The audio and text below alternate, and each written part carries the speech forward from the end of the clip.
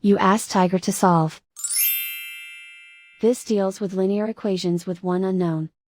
The final result is x equals -6. Let's solve it step by step. Simplify the expression. Simplify the arithmetic. Group all x terms on the left side of the equation. Subtract 2x from both sides. Group like terms. Simplify the arithmetic.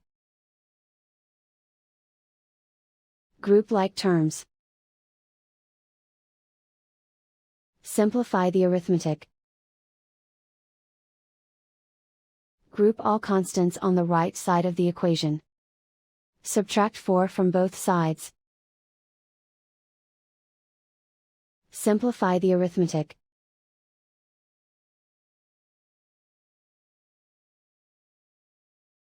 Convert the x into a positive number.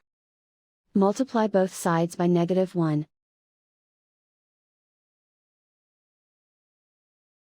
Remove the ones. Simplify the arithmetic.